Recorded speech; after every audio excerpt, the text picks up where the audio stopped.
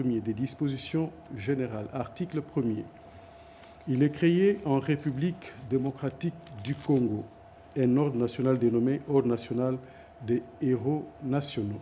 Article 2. L'Ordre national des héros nationaux est destiné à récompenser les personnalités ayant rendu des services héroïques à la nation. Nul ne peut être admis dans l'Ordre national des héros nationaux s'il n'est pas congolais. Article 3. Les héros nationaux font partie du patrimoine national à protéger par les pouvoirs publics et l'ensemble du peuple congolais. À ce titre, sa vie, ses œuvres et sa lutte sont enseignées et transmises à toutes les générations à travers les cours d'éducation à la citoyenneté, les médias ou tout autre moyen de diffusion de l'information. Article 4. Tous les héros nationaux sont commémorés à date unique qui sera déclarée jour férié, affixé par ordonnance du président de la République sur toute l'étendue de la République démocratique du Congo. Néanmoins, la date de décès de chaque héros national est célébrée à titre commémoratif. Article 5. Les conjoints survivants d'un héros national perçoivent une allocation. À défaut de celui-ci, l'allocation est accordée aux enfants du défunt et à défaut de ceux-ci, aux ayants droit. L'allocation est un montant forfaitaire fixé par décret du Premier ministre délibéré en Conseil des ministres. Chapitre 2. De l'admission, de l'administration et des insignes de l'ordre, de l'admission. Article 6. Est élevé à titre posthume au rang des héros national toute personne de la nationalité congolaise, d'une manière constante ou à titre exceptionnel, au péril ou au sacrifice de sa vie, aura lutté pour l'accession de la République démocratique du Congo à l'indépendance, l'instauration ou à la consolidation de l'État des droits démocratiques, la sauvegarde de l'intégrité territoriale et la préservation de l'unité ainsi que de la souveraineté nationale. Article 7. Le président de la République procède à l'élévation au rang des héros nationaux sur initiative de l'Assemblée nationale et du Sénat, s'exprimant par voie de résolution votée à la majorité des 2/3 des membres de chacune des deux chambres. Toutefois, l'Assemblée nationale ou le Sénat peut être saisi par une pétition signée par 100 000 personnes au moins ou par un projet gouvernemental délibéré en Conseil des ministres pour examiner une demande d'admission dans l'Ordre national des héros nationaux. Section 2 de l'administration de l'ordre. Article 8. Le président de la République est grand chancelier de l'ordre. L'administration de l'ordre est confiée au chancelier des ordres nationaux. Section 3. Des insignes. Article 9. Le président de la République procède au dépôt ou à la remise des insignes qui sont a. La plaque symbolique des héros nationaux composée d'un plateau de 81 nervures, dont 41 petites et 40 grandes, sur lesquelles est appliquée la palme de l'Ordre national des héros nationaux, surmontée d'une étoile lorsqu'elle est conférée à titre civil et de deux fusils entrecroisés lorsqu'elle est conférée à titre militaire. B. La monture en or. C. Le chapeau assorti de la palme en or de l'ordre. Le héros national sera coiffé d'un chapeau de couleur bleue, entouré d'un ruban rouge avec des raies jaunes de part et d'autre. Chapitre 3. Des dispositions transitoires, abrogatoires et finales. Article 10. À la promulgation de la présente loi, l'ancien Premier ministre Patrice Emery Lumumba et l'ancien président de la République, Laurent Désiré Kabila, conservent les statuts de héros national. Article 11. Sont abrogées toutes les dispositions antérieures contraires à la présente loi. Article 12. La présente loi entre en vigueur à la date de sa promulgation. Faite à Kinshasa, le 23 décembre 2025, Félix Antoine Tshisekedi Tshilombo, pour copie certifiée conforme à l'original, le 23 décembre 2025, le cabinet du président de la République, Anthony Kinzo Kamole, directeur de cabinet. Loi numéro 25/058 du 23 décembre 2025 portant création de l'Ordre national du léopard. Je vous épargne de la lecture de l'exposé des motifs. L'Assemblée nationale et le Sénat ont adopté. Le président de la République promulgue la loi dont la teneur suit. Chapitre 1er. Il est créé en République démocratique du Congo un ordre national dénommé Ordre national du léopard, destiné à récompenser les services éminents rendus à la nation. Chapitre 2 de l'administration de l'ordre. Article 2. Les grades au sein de l'Ordre national du léopard sont conférés par ordonnance du président de la République après avis de la chancellerie des ordres nationaux aux nationaux. À titre exceptionnel, ils peuvent être conférés aux étrangers par ordonnance du président de la République. Article 3. Le président de la République est le grand chancelier de l'Ordre national du léopard. L'administration de l'ordre est confiée au chancelier des ordres nationaux. Article 5. Pour être admis à l'Ordre national du léopard, il faut avoir exercé pendant 20 ans au moins des fonctions civiles ou militaires assorties dans l'un et de l'autre cas des mérites éminents. Par dérogation à l'alinéa précédent, le président de la République peut, par ordonnance, admettre au sein de l'Ordre national du léopard toute personne qui s'est distinguée par un service extraordinaire de tout genre rendu à la nation, un acte de dévouement exceptionnel ou une action d'éclat. Le grade d'admission dans tous les cas est celui de chevalier.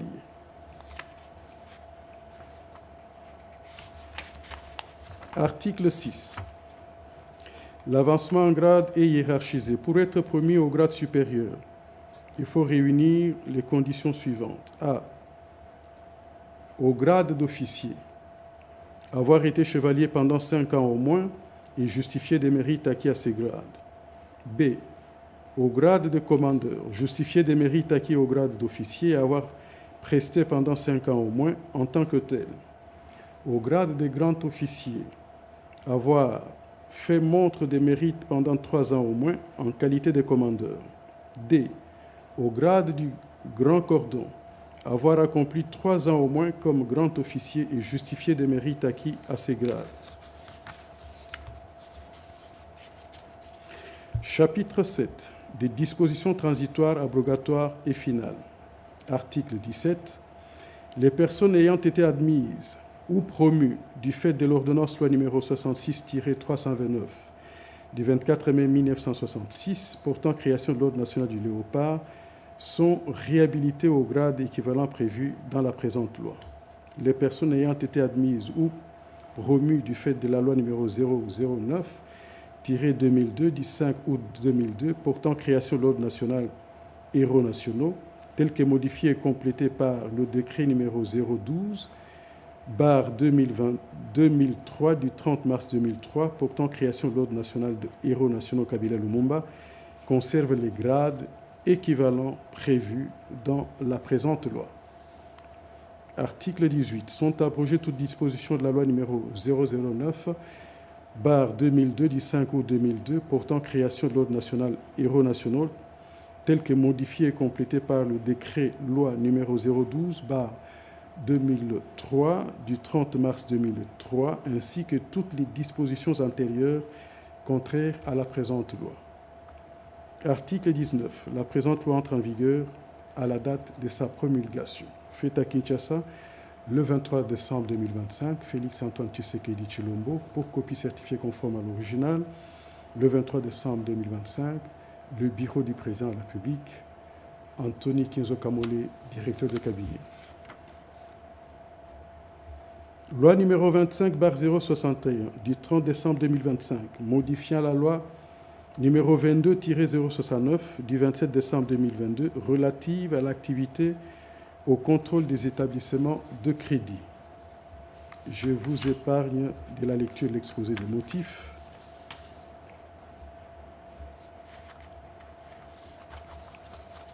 L'Assemblée nationale et le Sénat ont adopté. Le président de la République promulgue la loi dont la teneur suit. Article 1er. Les articles 11 et 190 de la loi numéro 22-069 du 27 décembre 2022 relatives à l'activité et au contrôle des établissements de crédit sont modifiées comme suit. Article 11. Les établissements de crédit sont constitués sous forme d'une personne morale de droit congolais avec plusieurs actionnaires, associés ou sociétaires détenant chacun une quotité de capital social définie par la Banque centrale du Congo par voie d'instruction. À cet effet, les établissements de crédit sont tenus d'avoir leur siège social et d'administration centrale, entendu comme leur centre décisionnel sur le territoire de la République démocratique du Congo. Les titres représentatifs du capital social d'un établissement de crédit revêtent la forme nominative. Les banques sont constituées sous forme de sociétés anonymes avec conseil d'administration. Sauf disposition légale contraire, la Banque centrale du Congo fixe par voie d'instruction la forme juridique des autres catégories d'établissements de crédit en adéquation avec leurs activités. La Banque centrale du Congo peut, par décision motivée, déroger à l'alinéa 1er du présent article lorsque les circonstances particulières de l'établissement de crédit le justifient. Une instruction de la Banque centrale fixe les conditions d'octroi de cette dérogation. Elle peut, pour les cas spécifiques, décider que la dérogation prévue à l'alinéa 6 du présent article ne soit assortie du délai. Article 190. Les établissements du crédit agréés en vertu de la loi numéro 003-2002 du 2 février 2002 relative à l'activité et au contrôle des établissements de crédit conservent leur agrément. Les décisions prises à leur regard, y compris les dérogations, par la Banque centrale du Congo en vertu de cette loi demeurent valables et continuent de produire leurs effets. Les établissements de crédit existants dont la structure du capital ne satisfait pas aux dispositions de l'article 11 disposent d'un délai de 36 jours pour se conformer à l'obligation visée à l'article 11 alinéa 1er de la présente loi. Passé ce délai, ils sont tenus de soumettre à la Banque centrale du Congo un plan de mise en conformité assorti d'un calendrier d'exécution. Article 2. La présente loi abroge toutes les dispositions antérieures contraires. Elle entre en vigueur à la date de sa promulgation. Faite à Kinshasa le 30 décembre 2025, Félix Antoine Tshisekedi Tshilombo, pour copie certifiée conforme à l'original, le 30 décembre 2025, le bureau du président de la République, Anthony Kinzo Kamole, directeur de cabinet. Loi numéro 25/062 du 30 décembre 2025 modifiant et complétant la loi numéro 73-021 du 20 juillet 1973 portant régime général des biens, régime foncier et immobilier et régime des sûretés tel que modifié et complété par la loi numéro 80-008 du 18 juillet 1980.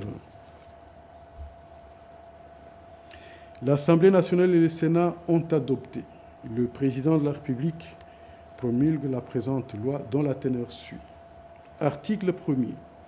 Les articles 1er, 2, 4, 12, 13, 23, 37, 60, 63, 64, 66, 71, 74, 80, 84, 101, 107, 109, 110, 121, 137, 144, 146, 154, 158, 160, 161, 162, 163, 164, 165, 167, 175, 180, 181, 82, 183, 184, 186, 190, 192, 193, 194, 195, 196, 197, 198, 199, 200, 202, 203, 204, 205, 206, 207, 222, 223, 224, 227, 229, 233, 239, 258, 285, 312, 313, 315, 316, 369, 373, 375, 376, 377, 380, 382, 383, 384, 387, 389, 391, 393 de la loi numéro 73 20 du 20 juillet 1973 portant régime général de biens, régime foncier immobilier et régime de sûreté tel que modifié et complété par la loi numéro 80-008 du 18 juillet 1980 sont modifiés. Article 2. Il est inséré au chapitre 4 intitulé de l'usufruit au titre 2 de la première partie de la loi numéro 73-021 du 20 juillet 1973 portant régime général des biens, régime foncier, des immobiliers et régime de sûreté tel que modifié par la loi numéro 80-008 du 18 juillet 1980 comprenant les articles 48-1, 48-2, 48-3, 48-4, 48-5, 48-6, 48-7, 48-8, 48-9, 48-10, 48-11, 48-12, 48-13, 48-14, 48-15, 48-16, 48-17, 48-18, 48-19, 48-20, 48-21, 48-22, 48-23, 48-24, 48-25, 48-26, 48-27, 48-28, 48-29, 48-30, 48-31, 48-32, 48-33, 48-34 et 48-35.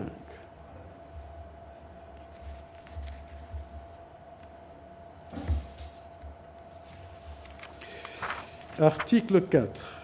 Article 3. Il est inséré au chapitre 5 intitulé « De l'usage de l'habitation » au titre 2 de la première partie de la loi numéro 73-021 du 20 juillet 1973 portant régime général de biens, régime foncier immobilier, régime de sûreté, tel que modifié par la loi numéro 80-008 du 18 juillet 1980, comprenant les articles 48-36, 48-37, 48-38, 48-39, 48-40, 48-41, 48-42, 48-43, 48-44, 48-45 et 48-46. Article 4. Il est inséré dans la loi numéro 73-021 du 20 juillet 1973 portant régime général des biens, régime foncier immobilier, régime des sûretés, tel que modifié par la loi numéro 80-008 du 18 juillet 1980, les articles 56-1, 56-2, 56-3, 60-1, 60-2, 63-1, 64-1 et 94-1.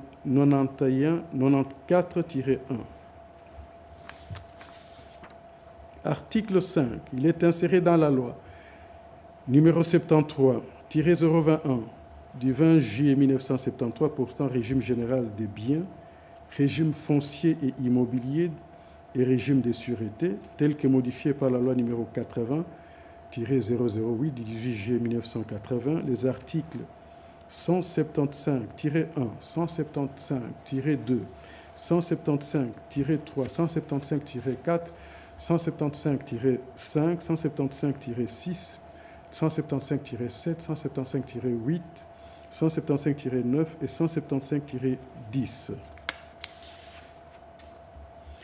Article 6. Il est inséré dans la loi numéro 73-021 du 20 juillet 1973 portant régime général des biens, régime foncier et immobilier et régime des sûretés tel que modifié par la loi numéro 80-008 du 18 juillet 1980, comprenant les articles 180-1, 181-2, 183-3, 183-2, 184-1, 189-1, 193-1, 193-2, 206-1, 207-1, 219-1, 219-2, 224-1, 235-1, 235-2, 388-1, 388-2, 388-3, 388-4 et 397-1. Article 7. Sont modifiés. 1. L'intitulé du paragraphe 4 de la section 2 du chapitre 2 du titre premier de la deuxième partie de la loi numéro 73-021 du 20 juillet 1973 portant régime général de biens, régime foncier immobilier et régime de sûreté, tel que modifié par la loi numéro 80-008 du 18 juillet 1980, comme suit. Des dispositions spéciales à l'attribution des terres à titre gratuit. Deuxième tiré, l'intitulé du point A du paragraphe 4 de la section 2 du chapitre 2 du titre 1 de la deuxième partie de la loi numéro 73-021 du 20 juillet 1973 portant régime général de biens, régime foncier et immobilier et régime de sûreté tel que modifié par la loi numéro 80-008 du 18 juillet 1980 comme suit. En faveur des Congolais, personnes physiques. Troisième tiré, l'intitulé du paragraphe 2 de la section 5 du chapitre 2 du titre 1 de la deuxième partie de la loi numéro 73-021 du 20 juillet 1973 portant régime général des biens, régime foncier immobilier et régime de sûreté tel que modifié par la loi numéro 80-008 du 18 juillet 1980 comme suit. De l'enquête publique préalable. Article 8. Sont abrogés les articles 201 et 218 de la loi numéro 073-021 du 20 juillet 1973, tel que modifié et complété par la loi numéro 20-008 du 18 juillet 1980, ainsi que toutes les dispositions antérieures contraires à la présente loi. Article 9. La présente loi entre en vigueur à la date de sa promulgation, faite à Kinshasa le 30 décembre 2025, Félix Antoine Tshisekedi Tshilombo. Pour copie certifiée conforme à l'original, le 30 décembre 2025, le bureau du président de la République, Anthony Kinzo Kamuli, directeur de cabinet. Ordonnance loi numéro 25/044 du 31 décembre 2025 portant autorisation de la prorogation de l'état de siège sur une partie du territoire de la République démocratique du Congo. Le président de la République, vu la Constitution, telle que modifiée par la loi numéro 11/002 du 20 janvier 2011, portant révision de certains articles de la Constitution de la République démocratique du Congo du 18 février 2006, spécialement ses articles 85, 129, 144, alinéa 5 et 145. Vu la loi numéro 25/056 du 22 décembre 2025, portant habilitation du gouvernement, spécialement ses articles 1er, 2 et 3, vu tel que modifié, vu tel que complété à ce jour, l'ordonnance numéro 21/015 du 3 mai 2021 portant proclamation de l'état de siège sur une partie du territoire de la République démocratique du Congo, spécialement en son article 1er, vu l'ordonnance numéro 24/88 du 11 octobre 2024 portant organisation et fonctionnement du gouvernement, modalités de collaboration entre le président de la République et le gouvernement, ainsi qu'entre les membres du gouvernement, vu l'ordonnance numéro 24/022 du 1er avril 2024 portant nomination d'un Premier ministre, vu l'ordonnance numéro 25/247 du 7 août 2025 portant nomination de vice-premier ministre, des ministres d'État, des ministres délégués, des vice-ministres, vu la nécessité et l'urgence, sur proposition du gouvernement délibérée en Conseil des ministres, ordonne. Article 1er est autorisé conformément à l'article 144 alinéa 5 de la Constitution pour une période de 15 jours, prenant cours le 2 janvier 2026, la prorogation de l'état de siège proclamé par l'ordonnance numéro 21/015 du 3 mai 2021. Article 2. Sont abrogées toutes les dispositions antérieures contraires à la présente ordonnance loi. Article 3. La présente ordonnance-loi entre en vigueur à la date de sa promulgation, faite à Kinshasa le 31 décembre 2025, Félix Antoine Tshisekedi Tshilombo. Pour copie certifiée conforme à l'original, le 31 décembre 2025, le bureau du président de la République, Anthony Kinzo Kamole, directeur de cabinet. Ordonnance numéro 26/298 du 31 décembre 2025 portant prorogation de l'état de siège sur une partie du territoire de la République démocratique du Congo. Le président de la République, vu la Constitution telle que modifiée par la loi numéro 11/002 du 20 janvier 2011 portant révision de certains articles de la Constitution du 18 février, les articles de la Constitution de la République démocratique du Congo du 18 février 2006, spécialement ces articles 61, 69, 79, 85, 144, 145 et 156 alinéa 2, vu l'ordonnance loi numéro 25/044 du 31 décembre 2025 portant autorisation de la prorogation de l'état de siège sur une partie du territoire de la République démocratique du Congo, spécialement son article 1er, vu tel que complété à ce jour l'ordonnance numéro 21/015 du 3 mai 2021 portant proclamation de l'état de siège sur une partie du territoire de la République démocratique du Congo, spécialement son article 1er, vu tel que modifié et complété à ce jour l'ordonnance numéro 21/016 du 3 mai 2021 portant mesures d'application de l'état de siège sur une partie du territoire de la République démocratique du Congo, vu l'ordonnance numéro 24/88 du 11 octobre 2024 portant organisation et fonctionnement du gouvernement, modalités de collaboration entre le président de la République et le gouvernement ainsi qu'entre les membres du gouvernement, vu l'ordonnance numéro 25/293 du 15 décembre 2025 fixant les attributions des ministères, vu l'ordonnance numéro 24/022 du 1er avril 2024 portant nomination d'un Premier ministre, vu l'ordonnance numéro 25/247 du 7 août 2025 portant nomination des vice-premiers ministres, des ministres d'État, des ministres délégués, des vice-ministres, vu l'arrêt sous R.const 1550 du 6 mai 2021 de la Cour constitutionnelle siégeant en appréciation de la constitutionnalité de l'ordonnance numéro 21/016 du 3 mai 2021 portant mesures d'application de l'état de siège sur une partie du territoire de la République démocratique du Congo, vu la nécessité et l'urgence. Les conseils des ministres entendus ordonnent, article 1er, est prorogé pour une période de 15 jours, prenant cours le 2 janvier 2026, l'ordonnance numéro 21/015 du 3 mai 2021, telle que modifiée à ce jour, portant proclamation de l'état de siège sur une partie du territoire de la République démocratique du Congo. Article 2.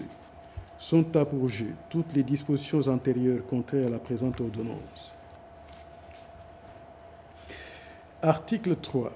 La Première ministre, le vice-premier ministre, ministre de l'Intérieur, Sécurité, Décentralisation, Affaires coutumières, le vice-premier ministre, ministre de la Défense nationale, ancien combattant, ainsi que les ministres d'État, ministre de la Justice et garde des Sceaux, sont chargés chacun en ce qui les concerne de l'exécution de la présente ordonnance qui sort ses effets à la date de sa signature, faite à Kinshasa le 31 décembre 2025, Félix Antoine Tshisekedi Tshilombo, pour copie certifiée conforme à l'original, le 31 décembre 2025, pour le bureau du président de la République, Anthony Kinzo Kamole, directeur de cabinet.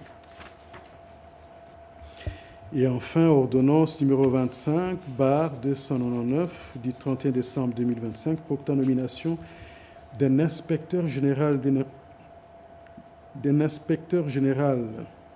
et d'un inspecteur général adjoint d'un service public dénommé Inspection générale des mines en cycle IGM.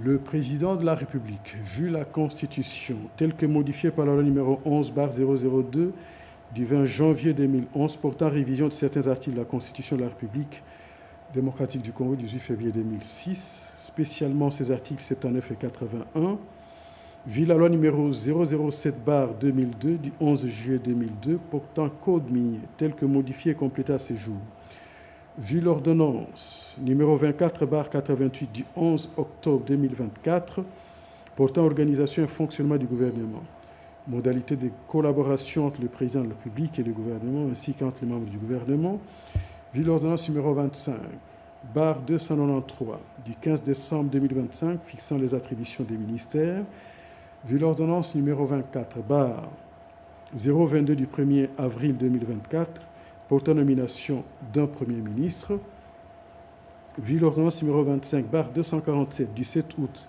2025 portant nomination des vice-premiers ministres, des ministres d'État, des ministres délégués, des vice-ministres, vu le décret numéro 23/19 du 9 juin 2023 portant création, organisation et fonctionnement d'un service public dénommé Inspection générale des mines en cycle IGM, vu les dossiers personnels des intéressés, vu la nécessité et l'urgence, sur proposition du gouvernement délibéré en Conseil des ministres, ordonne. Article 1er. Sont nommés aux fonctions spécifiques en regard de leur nom au sein de l'Inspection générale des mines, en sigle IGM, les personnes ci-après.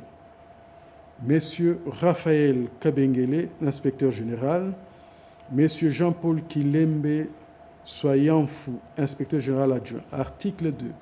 Sont abrogées toutes les dispositions antérieures contraires à la présente ordonnance. Article 3. Le vice-premier ministre, ministre de la fonction publique, modernisation de l'administration et innovation services publics, ainsi que les ministres des Mines, sont chargés, chacun en ce qui le concerne, de l'exécution de la présente ordonnance qui sort ses effets à la date de sa signature, faite à Kinshasa le 31 décembre 2025.